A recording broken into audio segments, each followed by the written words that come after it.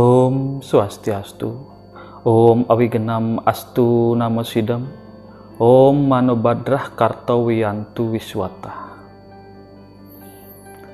Semoga selalu dalam keadaan damai, semoga tiada halal yang merintang, dan semoga pikiran baik datang dari segala penjuru arah.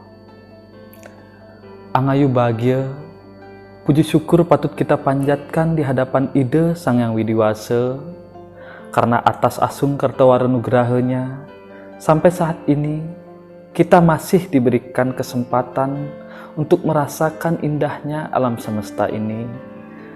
Walaupun tidak dapat berinteraksi secara langsung, berhadapan secara langsung, namun senang rasanya saya dapat berbagi pengetahuan Dharma lewat media ini.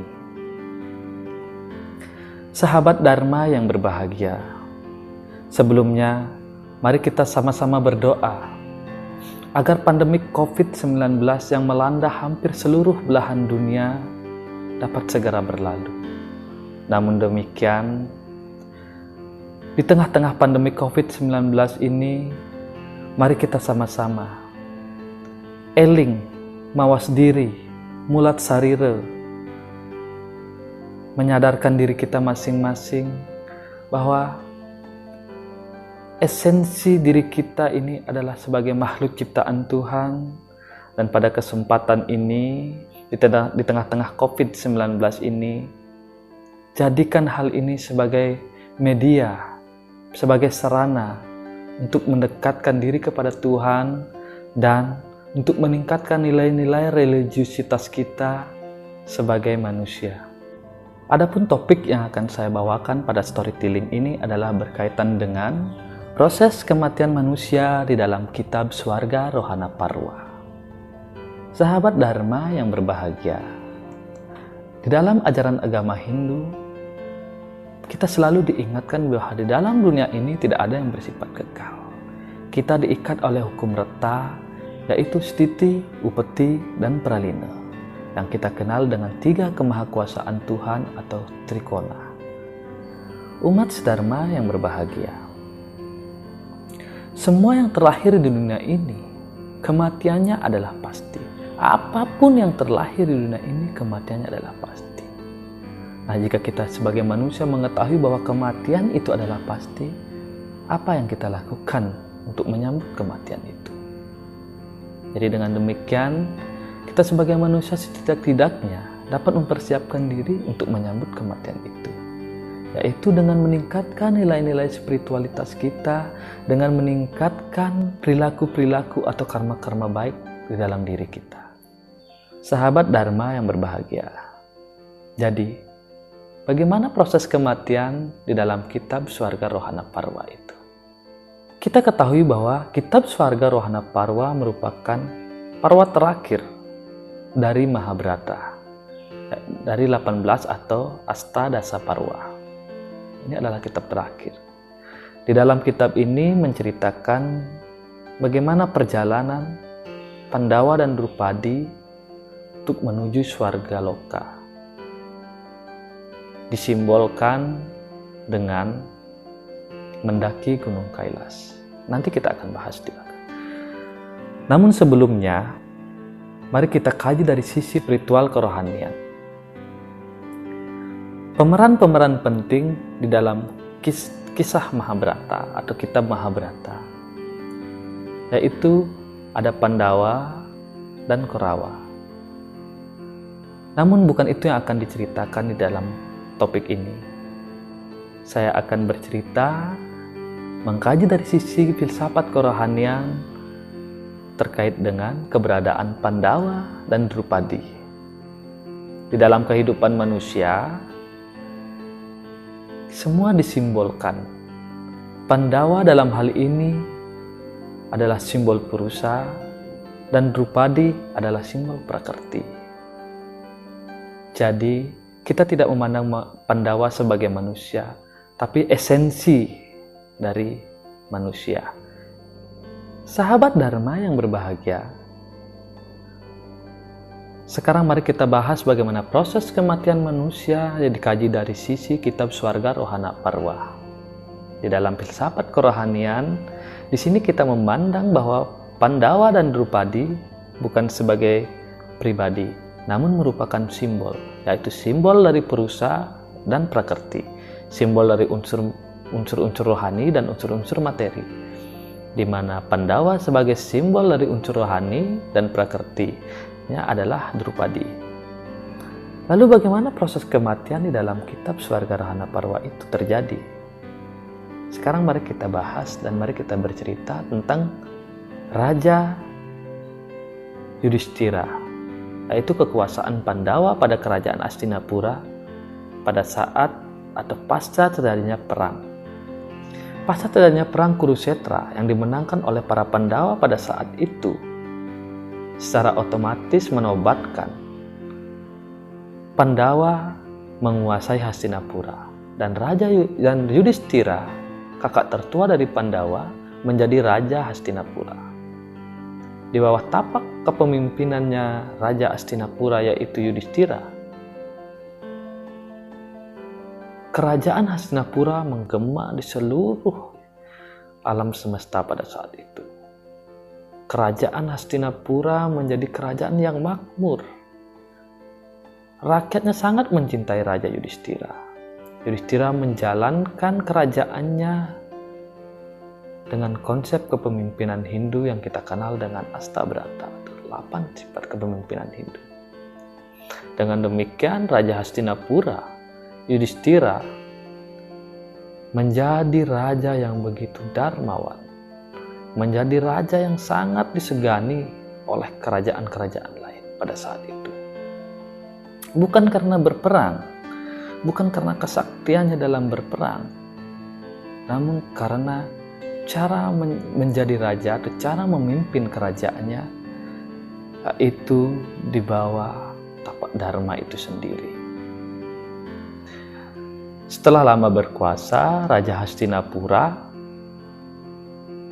tentu sudah saatnya untuk melakukan yang namanya sannyasa atau sannyasin, yaitu mengasingkan diri ke hutan.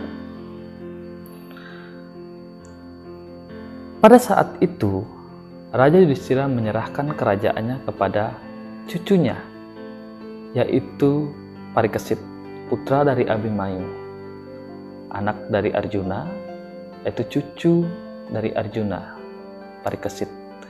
Raja Yudhishthira menyerahkan kerajaan kepada Parikesit. Dan Pandawa dan Drupadi pada saat itu meninggalkan kemewahan kerajaan menuju ke hutan untuk mencari jalan pelepasan. Sahabat Dharma yang berbahagia, di sini kita akan bercerita tentang bagaimana perjalanan kelima Pandawa itu dan Drupadi dalam menuju dunia spiritualnya. Di sini disimbolkan di dalam Swargarahana Parwa bahwa mereka masuk ke hutan menuju Kailas. Kailas adalah puncak gunung tempat berdiamnya para dewa. Umat sedharma yang berbahagia. Disinilah kita akan melihat bagaimana proses kematian di dalam Swargarahana Parwa ini. Pada saat itu, kelima Pandawa dan Drupadi menelusuri hutan dan menuju puncak Kailas. Puncak Kailas yang disimbolkan sebagai tempat para dewa itu menjadi tujuan satu-satunya dari kelima Pandawa dan Drupadi. Mereka dengan tekad yang kuat mencoba untuk mendaki puncak Kailas. Puncak Kailas di sini disimbolkan. Kita di sini menyimbolkan puncak Kailas sebagai tujuan dari rohani itu sendiri, tujuan dari roh itu sendiri. Puncak Kailas kita simbolkan sebagai Swargaloka atau tempatnya para dewa. Di sini mari kita melihat bahwa di dalam perjalanan Drupadi dan kelima Pandawa melakukan pendakian menuju puncak Kailas. Di dalam pendakian itu, setelah lama, belum beberapa meter tinggi, Drupadi terjatuh. Drupadi terjatuh pada pendakian itu dan meninggal. Pada saat itu Pandawa sangat sedih karena satu-satunya penyemangat mereka sudah meninggal. Namun mereka masih bertekad untuk mendaki puncak Kailas. Setelah sekian lama mendaki puncak, akhirnya Bima pun terjatuh. Bima terjatuh dan meninggal juga di dalam pendakian itu. Tentu saudara-saudaranya sangat sedih karena Bima adalah kekuatan itu sendiri. Bima, dia adalah simbol kekuatan. Di dalam pendakian itu Bima mengalami kecelakaan, jatuh dan meninggal. Sisa 4 Pandawa. Keempat Pandawa ini melanjutkan pendakian demi ketemu yang namanya puncak Kailas. Di tengah-tengah pendakian mereka ketemu dengan seekor anjing. Dan pada saat itu anjing ini mengikuti Pandawa, sisa dari Pandawa ini untuk melakukan pendakian. Yudhistira selalu diikuti oleh anjing itu. Setelah lama mendaki, Arjuna pun terjatuh. Betapa sedihnya Yudhistira dan adik-adiknya. Arjuna yang notabene adalah sebagai pahlawan besar, sakti mandraguna, yang kini sudah meninggalkannya. Harapan sudah mulai pupus. Namun, tekad yang kuat masih memaksa atau membekas diri Yudhistira dan kedua saudaranya sekarang, yaitu Nakula Sadewa, untuk mendaki. Mereka melakukan pendakian lagi untuk mencapai puncak Kailas itu. Sebelum sampai di puncak, Nakula dan Sadewa pun terjatuh dan akhirnya meninggal juga. Kini Yudhistira benar-benar sendiri ditemani oleh anjing itu tadi yang ditemukannya di tengah-tengah perjalanan. Yudhistira sangat sedih. Satu persatu orang yang dia sayangi di dalam hidupnya sudah meninggalkannya. Tidak ada teman yang diajaknya untuk berkeluh kesah. Hanya seekor anjing inilah yang menemani Yudhistira melanjutkan pendakian menuju puncak Kailas. Setelah lama mendaki, akhirnya Raja Yudhistira pun dapat menggapai puncak Kailas dengan selamat. Sesampainya di puncak Kailas, Raja Yudhistira disambut oleh para dewa. Dia dihantarkan begitu meriah oleh para dewa, dan tempat atau swarga loka merasa sangat terberkati dengan datangnya Yudhistira. Kita mengetahui bahwa Yudhistira di dalam hidupnya betul-betul menjalankan dharma, tidak pernah menyimpang sedikit pun dari dharma. Dengan demikian, para dewa, dewi di swarga loka sangat senang menyambut Yudhistira. Pada saat itu, turunlah dewa-dewa untuk menyambut Yudhistira dan menghantarkan Yudhistira ke swarga loka. Namun, ada sesuatu hal yang terjadi pada saat para dewa itu turun untuk menghantarkan Raja Yudhistira. Para dewa tidak mengizinkan anjing yang dia bawa untuk masuk ke swarga loka. Pada saat itu Yudhistira tentu tidak ingin meninggalkan anjing itu, karena anjing itu yang sudah menemani Yudhistira sampai ke puncak gunung Kailas itu. Di sini terjadi perdebatan antara dharma dan kepantasan, antara Yudhistira dan para dewa. Pada akhirnya Yudhistira pun memilih untuk tidak masuk surga kalau tidak mau atau tidak boleh membawa anjing yang menemaninya pada saat pendakian di Gunung Kailas itu. Dan satu hal terjadi, anjing yang dia bawa itu berubah menjadi Dewa Dharma, itu ayahnya sendiri. Pada saat itu Dewa Dharma berkata, "Wahai anakku Yudhistira, selamat. Kau telah lulus dalam ujian ini. Kau pantas mendapatkan kemewahan Swarga Loka." Dengan menghaturkan sembah kepada ayahnya, yaitu Dewa Dharma, Yudhistira bergegas dan dipandu oleh para dewa untuk menuju Swarga Loka. Ketika sampai di Swarga Loka, keanehan terjadi lagi. Ketika masuk gerbang Swarga Loka, dia melihat para Kurawa dengan gembira menikmati keindahan Swarga Loka itu. Yudhistira melirik sana, melirik sini, melirik kanan kiri mencari adiknya, yaitu para Pandawa yang lain, namun tidak dapat menemukannya. Yudhistira sangat sedih dan dia bertanya kepada para dewa,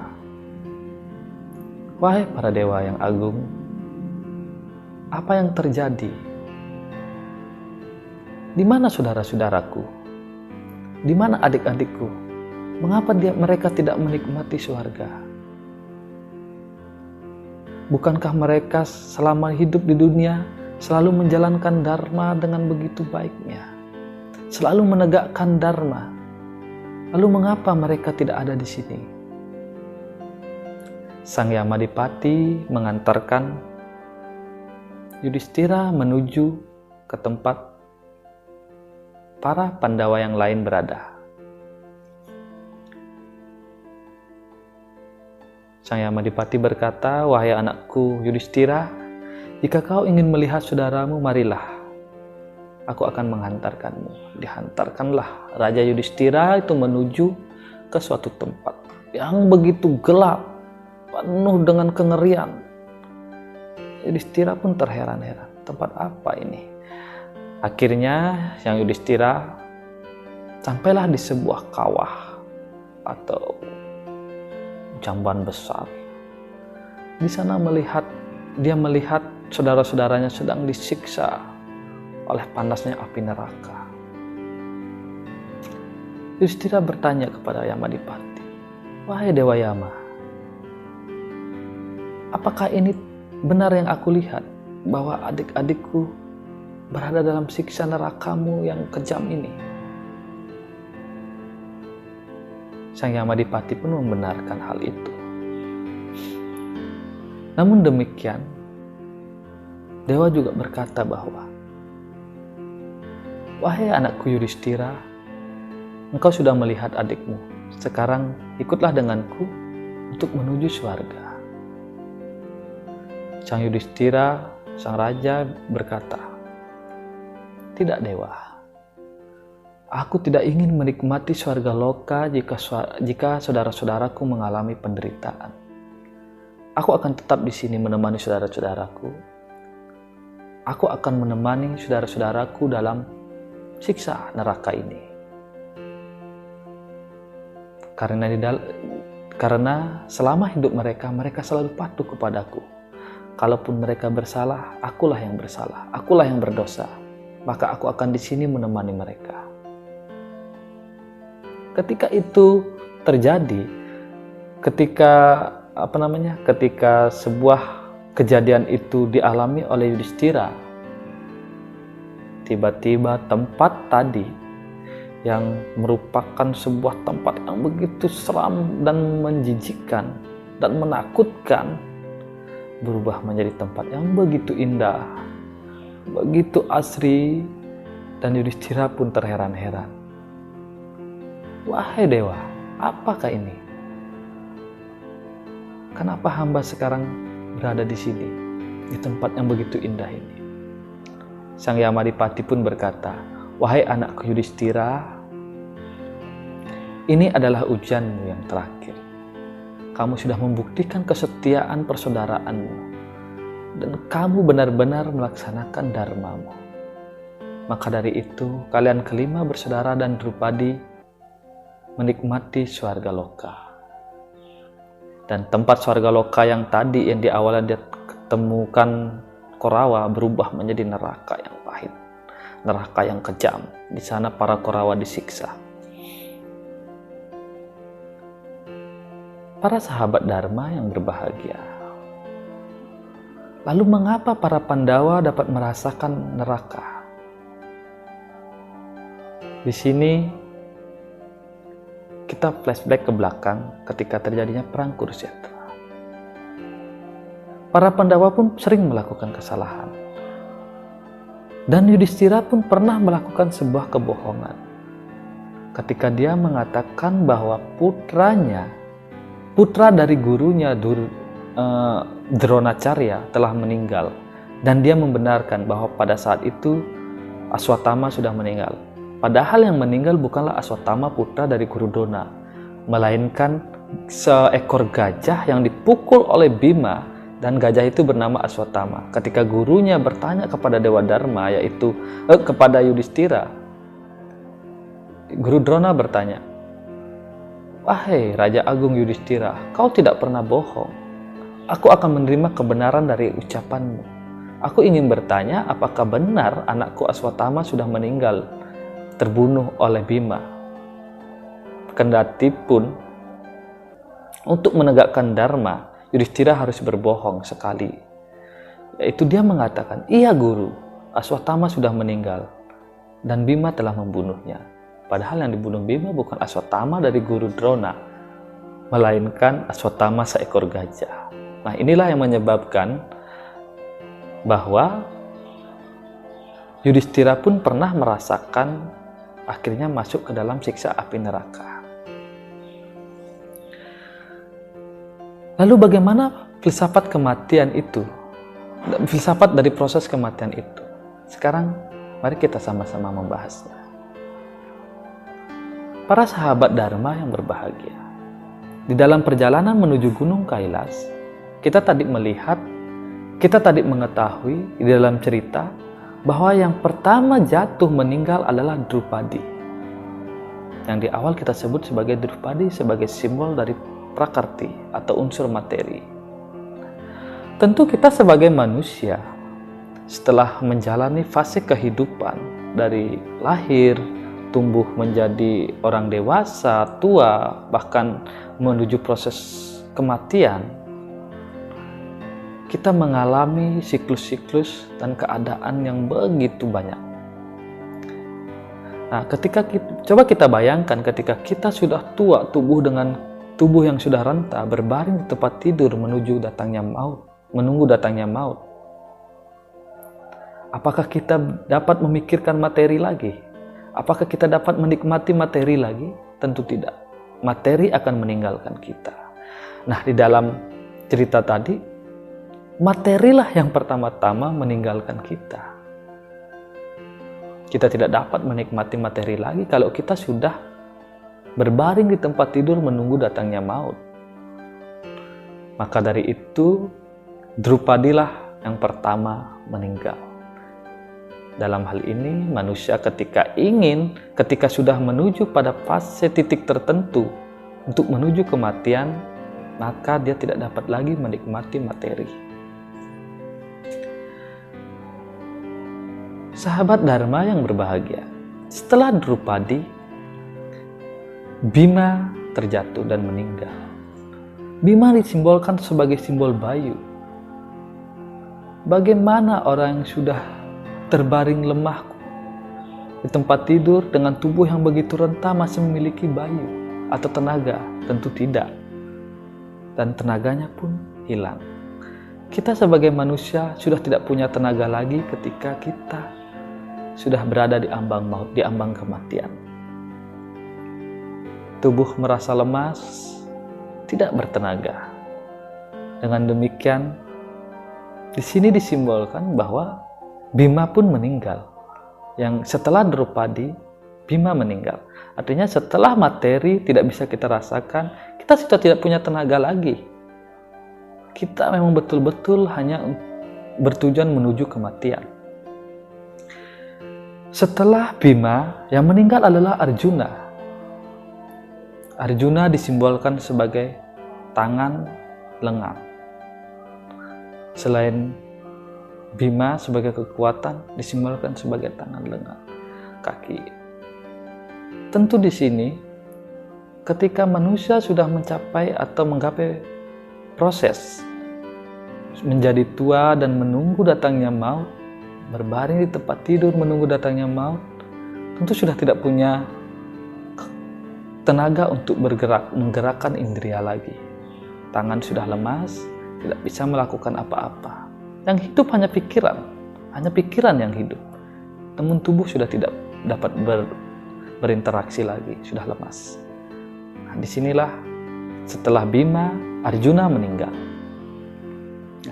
Arjuna meninggal itu disimbolkan sebagai lumpuhnya tangan dan kaki manusia ketika akan menuju proses kematian, menuju maut.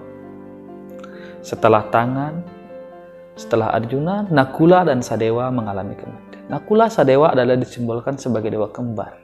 Apa yang kembar dalam diri kita? Itu mata, telinga.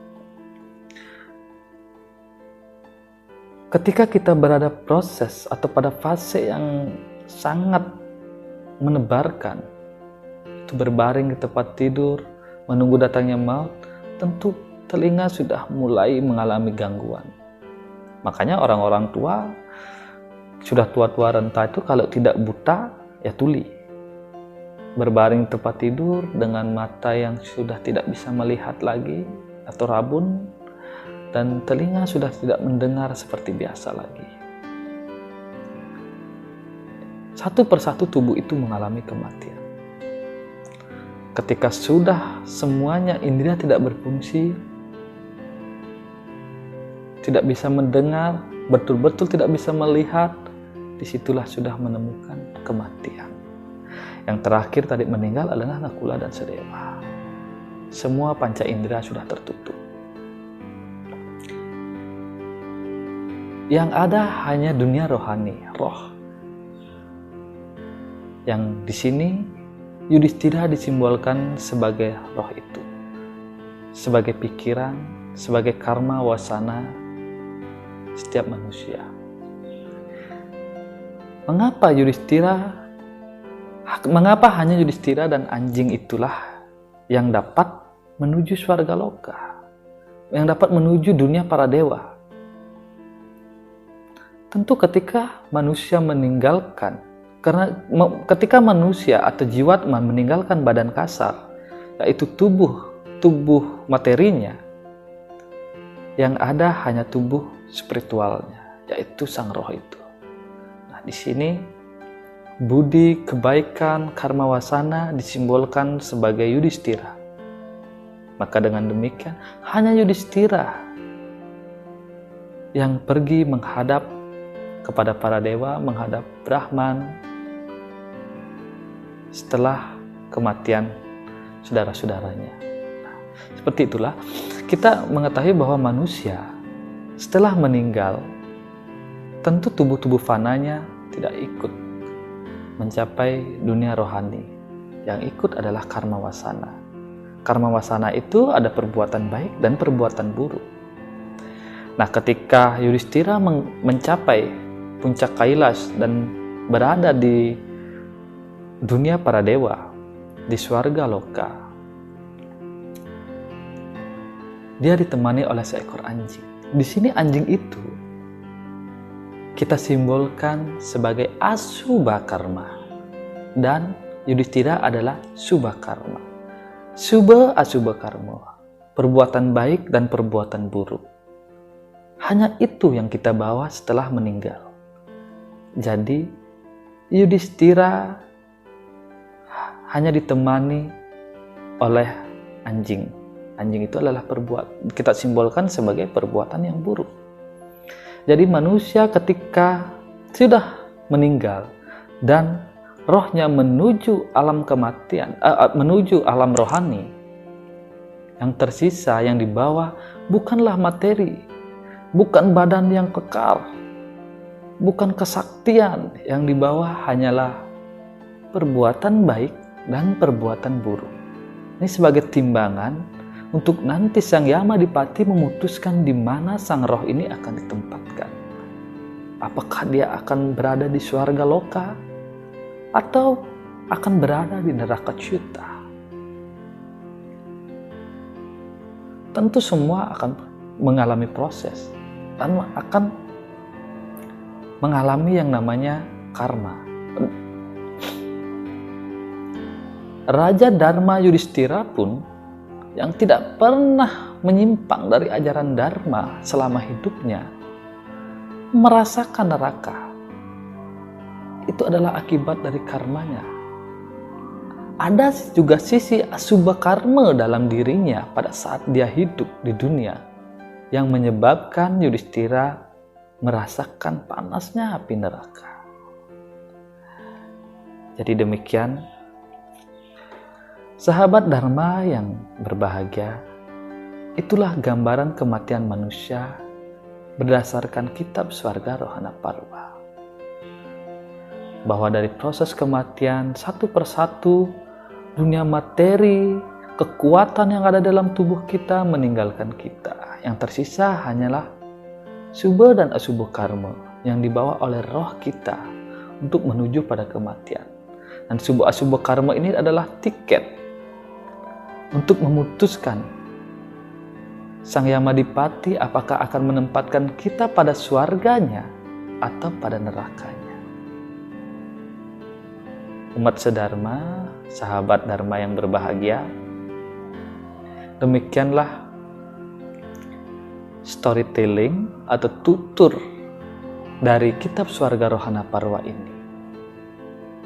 Tentu di sini kita dapat melihat, kita dapat mengkaji sebagai manusia, kita dapat belajar bagaimana mempersiapkan diri menuju kematian itu.